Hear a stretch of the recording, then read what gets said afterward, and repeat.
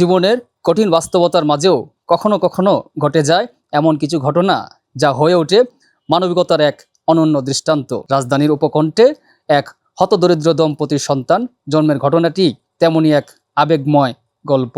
হাসপাতালে পৌঁছানোর আগেই অটোরিকশার ভেতর জন্ম নেয় একটি ফুটফুটে শিশু।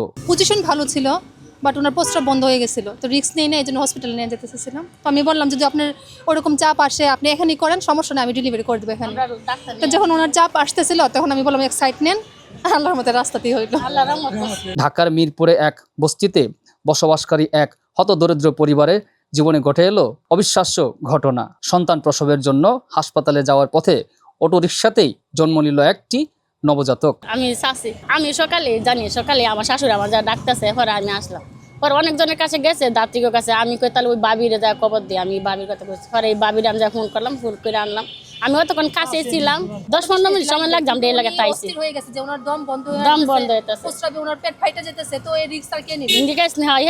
আমি কইলা টিয়া চিন্তা করি না, আল্লাহ তো একবার ব্যবস্থা করবো আমগরে। রাজমিস্ত্রি কাজ করা এক হতদরিদ্র পিতা ও বাসাবাড়িতে কাজ করা তার স্ত্রী সন্তান প্রসবের জন্য দ্রুত হাসপাতালে যাচ্ছিলেন, কিন্তু ভাগ্যের পরিহাস, হাসপাতালে পৌঁছানোর আগেই রাস্তায় চলন্ত অটোরিকশায় ভেতরেই পৃথিবীর মুখ দেখার সুযোগ পেল সন্তান। অটোরিকশা চালক সহ শিশুটির বাবা দ্রুত ব্যবস্থা নিয়ে মা ও নবজাতককে নিকটস্থ সরকারি হাসপাতালে ভর্তি করেন। খুবই ভালো লাগছে, খুবই অনেক ভালো লাগছে, খুবই ভালো লাগে। এবং প্রথমে পুরো দুঃখের ইতিহাস একটা রয়ে গেল আর কি।